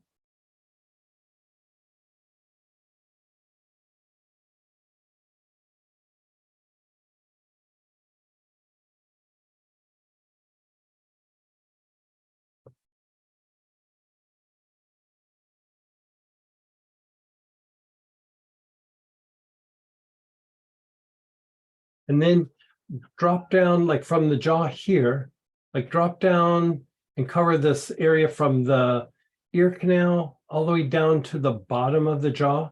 There's this muscle here that has actually 6 spots where there's trigger points.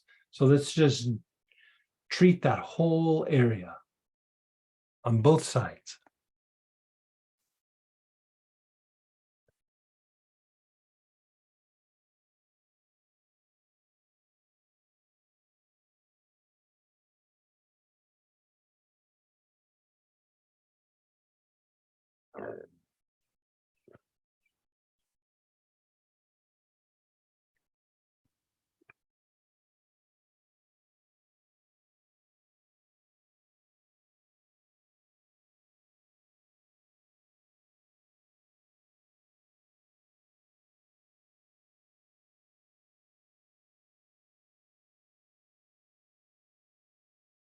You're taking nice, long, slow, deep breaths.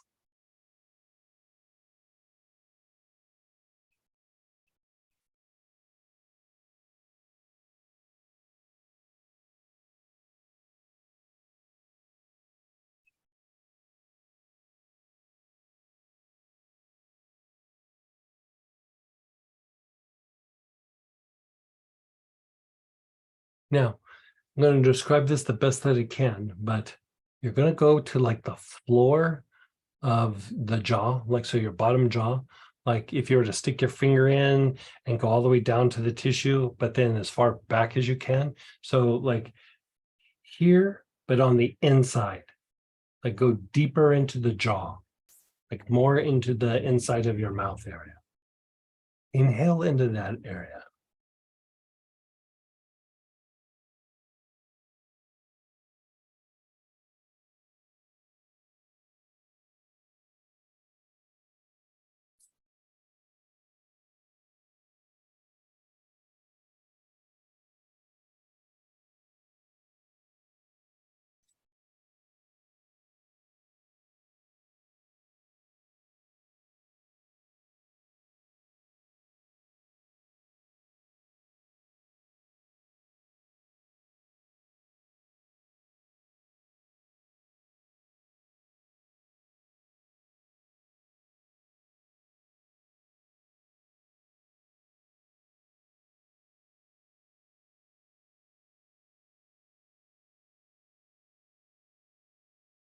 You're taking some nice, long, slow, deep breaths.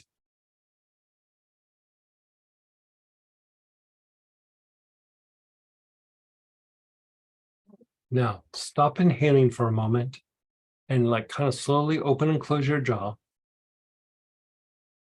Explore the jaws. Where do you feel tension in the jaw? Not so much on the minor chakra, but just where do you feel tension in the jaw? And then begin taking long, slow, deep breaths into that area.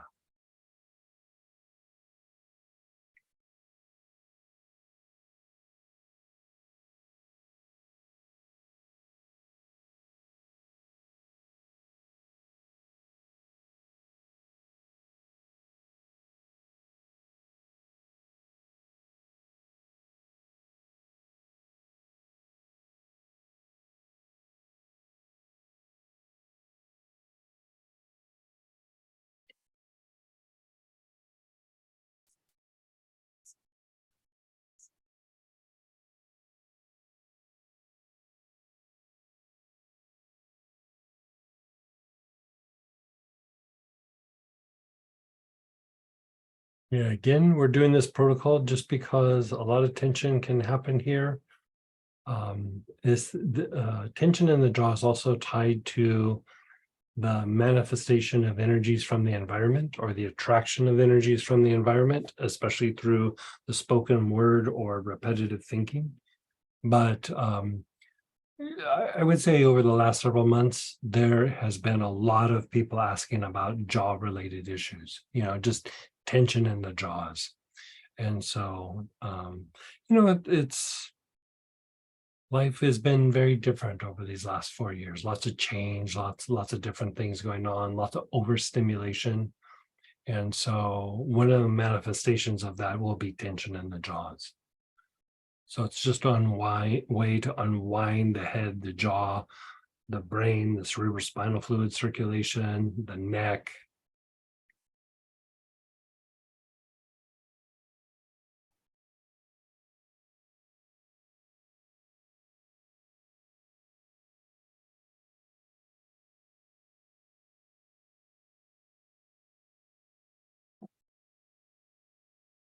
Deep on that area where you feel the most tension.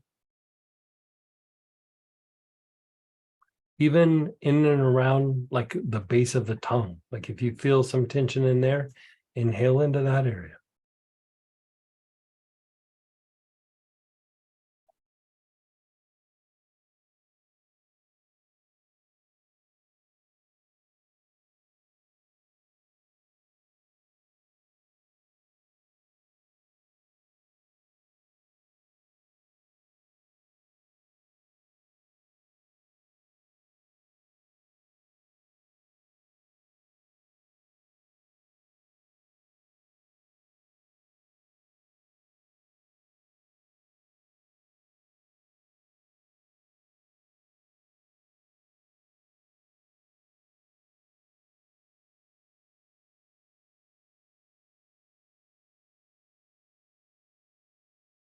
And then just let it go for a moment.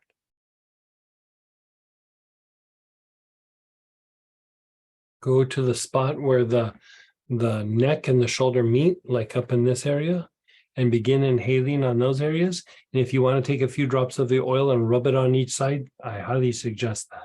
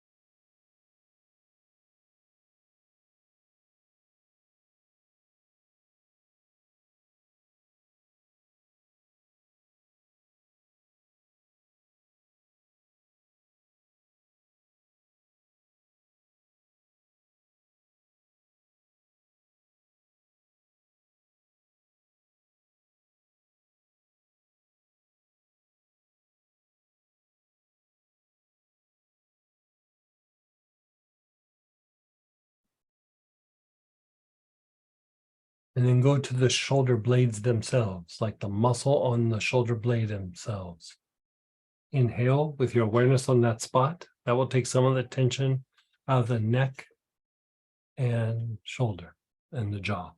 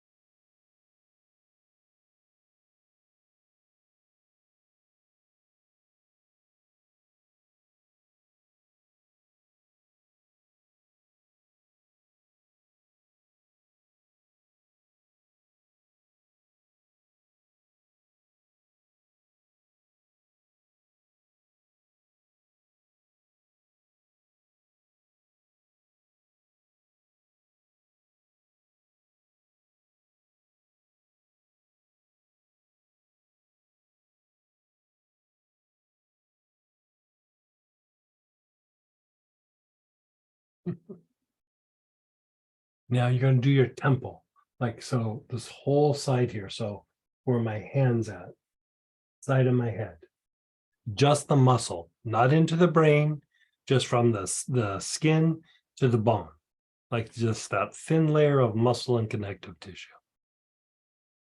So inhale on that area.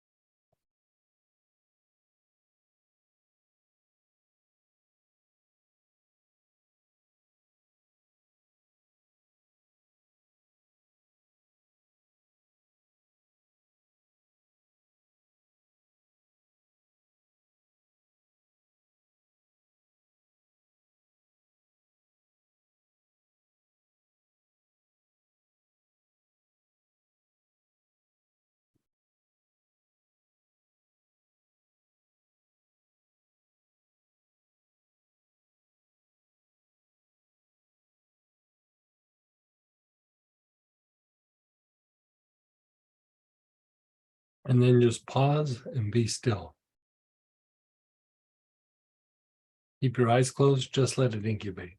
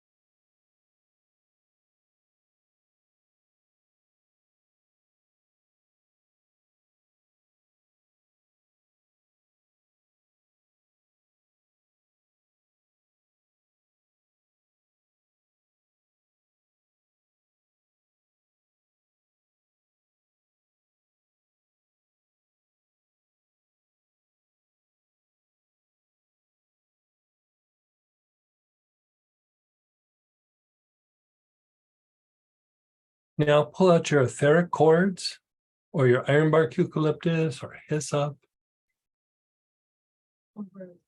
or rue, yeah. And begin inhaling on the joint in front of the ear, the jaw minors.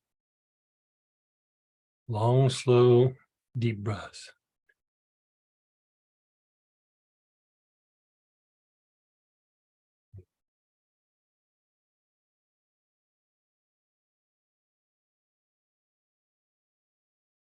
You know.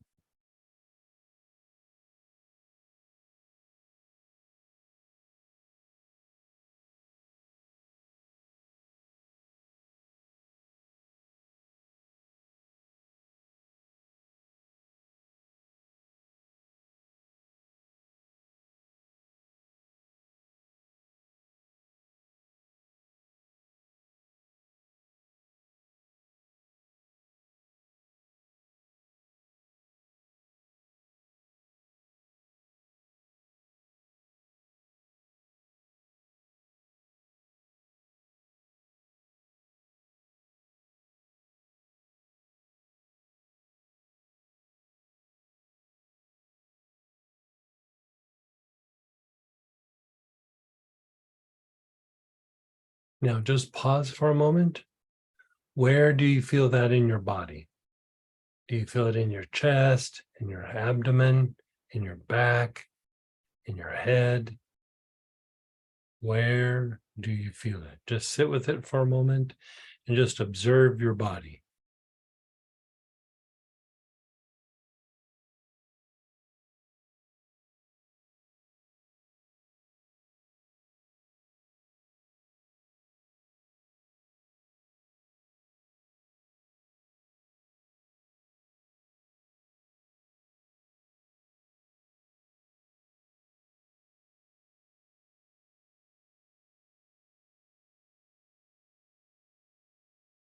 Wherever you feel it, still with that same oil, begin inhaling. Your awareness is on that spot. Inhale.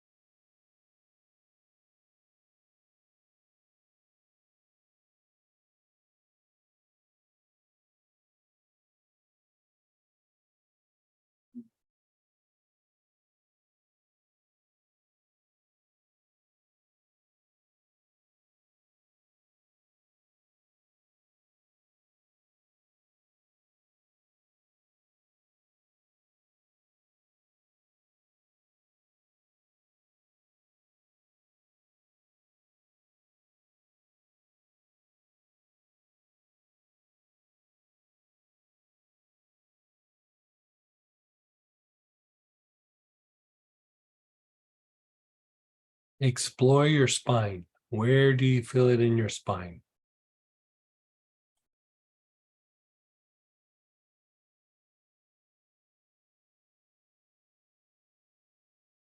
Check in with the neck, between the shoulder blades, the mid back, the low back.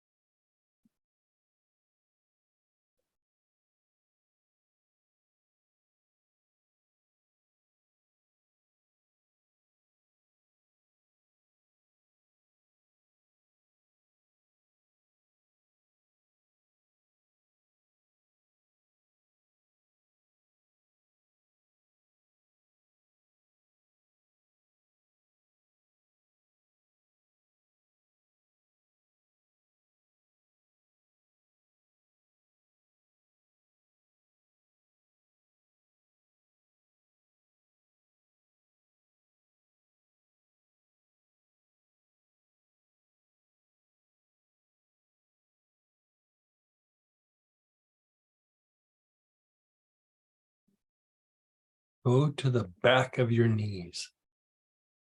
Inhale with your awareness on the back of your knees.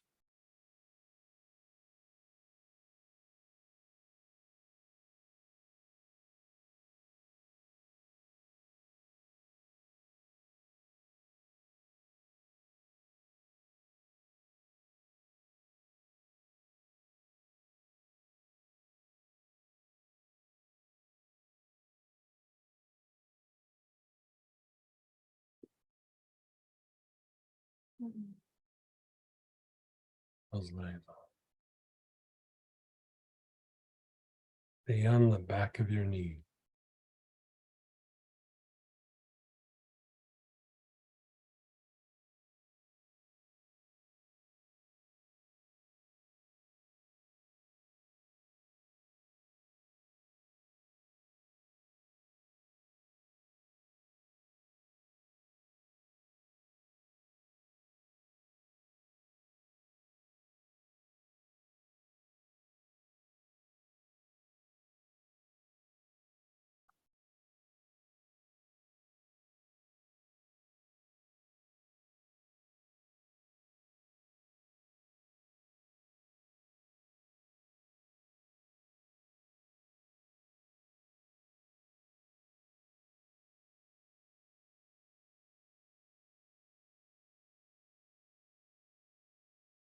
And then the front of your ankles.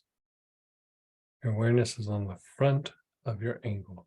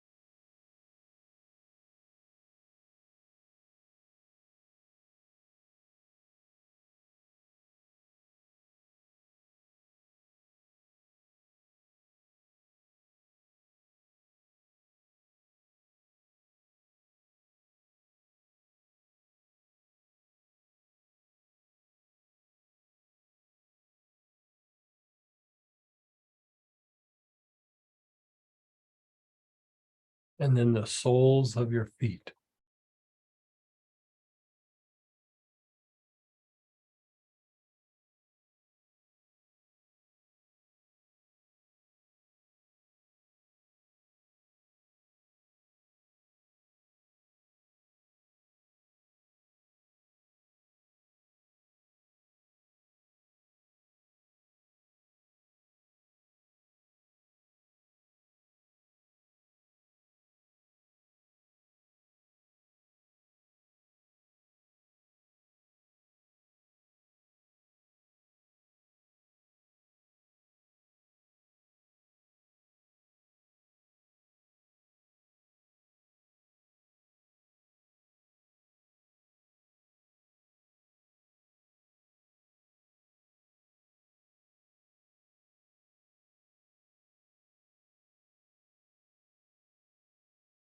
Weirdly relaxing, right?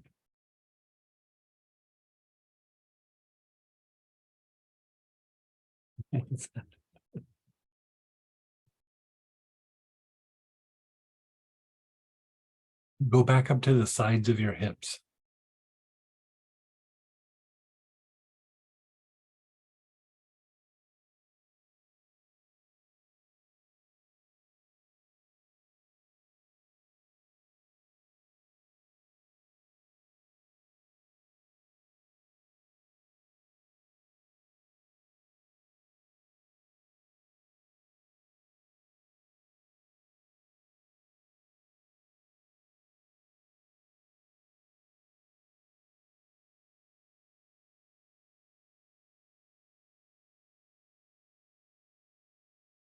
And then just be still.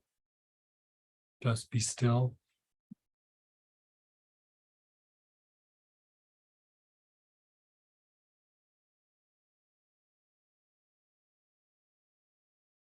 Just let it incubate for a moment.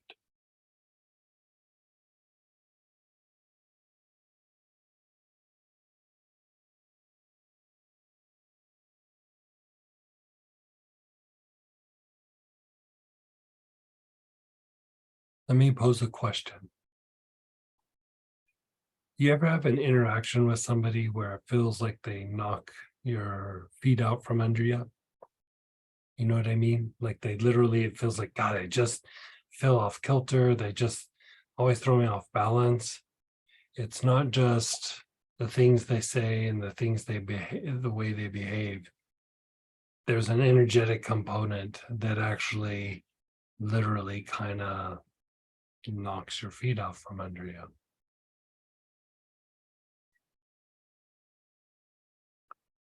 Yeah, there's more levels to this, but it still feels, just the little bit we've done feels really super good when you say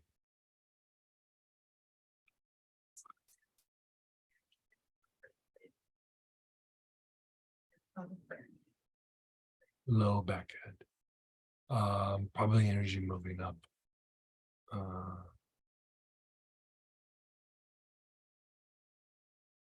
Yeah, some got a little right. Who's that way? Yeah. There's a center there that very esoteric center that's a little overstimulated. Like I'll just calm it down. Ask her how it feels now. Ask her how it feels now. Okay.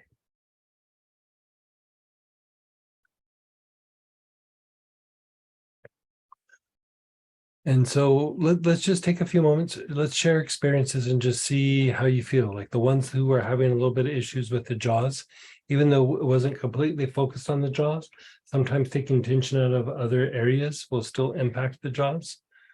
The jaws are usually the tip of the iceberg.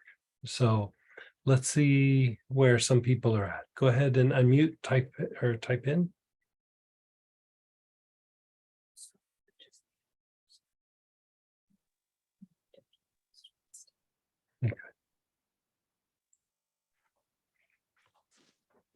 Hi, this is Denise. Hey, Hey, everything's feeling much, much better. But I felt it just towards the end to breathe in through my right armpit, just towards the, I was like, if we had another 15 minutes, I would have gone through the arms and like, yeah, done some cycles back through the spine and even the organs of blood purification. Like you could actually even go through those spots as well. blood purification. Yeah. So like lungs, liver, gallbladder, kidneys, spleen. Thank you. And do you know, can you tell me anything about Blue Healer, the Blue Healer? I have the orange. Would you mind just real quickly, or would you rather wait? Blue Healer is it helps bring states of calmness to the body. It helps soothe agitation within the body. It's very regulating to the chakras. It's very anti-inflammatory. It's if processes are overstimulated, it helps to slow those things down. It kind of condenses the energy body. So if you're a little bit in a more expansive state, it kind of like condenses your energy body and helps regulate that. Really good if you have the tendency to be like overstimulated or a little bit overwhelmed by the environment, calming to the sensory nerves, calming to all the nerves, but calming especially to the sensory nerves. Also very, very, very anti-inflammatory, like very anti-inflammatory. And so very calming to the emotions, calming to especially lower mental faculties, like it'll calm and quiet the mind. Trying to think of anything else. There's more things. I'm just drawing a blank right now. That's okay. One last thing, and then right here, like underneath, like your chin, where your lymph nodes are. I can feel those. So I have lymphatic blend. Would that be good to use in that area? Yeah, you could use lymphatic blend. Also, if you just had like bay laurel, do you happen to have bay laurel? do, yes. Do bay laurel, put a little bit on topically, and then take a couple drops internally. Excellent. Thank you. Thank you Perfect. so much. You're so I'll welcome. be ordering definitely more bay laurel, and I'm going to get some of that blue healer. Thank you so Yeah. much. Very nice. Yeah. Go ahead, Cindy. Hey, Cindy, how are you feeling? Hey, Greg, that took a huge layer off. Like the body feels like the first 10 minutes when you did that jaw thing, that protocol, Mhm. it took the pain level down a notch, and it's kind of a deep ache, I noticed, and it's getting less and less. And this one, when we were doing this, everything feels better. It's still there a little bit, so I'm gonna keep using the helichrysum. Yeah, keep doing the helichrysum, and also do the etheric cords on the arms and legs. Okay. Like, you know, when we're having to interact with a lot of people, or people are pulling on us a lot, there's cords to the chakras, but there's cords to the arms and legs substantially. And, you know, we never really think of like addressing the cords there, but you're just kind of cleaning those things up, and you can just literally feel tension leave your body. I mean, it feels so good. So when you say in doing that, do you focus on the joints or how? Yeah, I would, usually the cords are mostly on the joints. And so, I mean, sometimes they can be on the legs, they can be on the inner thigh as well. And sometimes it's not even necessarily a cord, but you know, when somebody kind of comes at you, you know, you'll feel it in the gut, you'll feel it in the throat, but part of where it hits you also is in the adductors, on the inner thigh. And so, like, if you think of like in the Christian tradition where they have like the 7 pieces of armor, or like in the Buddhist tradition, like that apron that I wear, like there's a part where it goes across the waist and then the apron goes all the way down to the knee. Part of it is to protect that part. And then there's usually a belt that goes around the navel, because that's also another spot. And then you have a thing that you wear up here. And then there's even a little thing that you wear like up for the throat. And then you put on a hat to like protect the upper part. And then you put on bracelets for the arms, right? And it's like, it's a form of protection when you're blessing and going deep into the earth or the inner world. But also when you're dealing with difficult people, like, you know, you might be blessing with light, there's unconscious resistances coming from people, and it's like, instead of hitting the person, it hits the apron, it hits all the stuff on. And so we all get hit by that. And if we know it, we can just start to unwind it. I mean, this is the thing that we're going to do in that July class.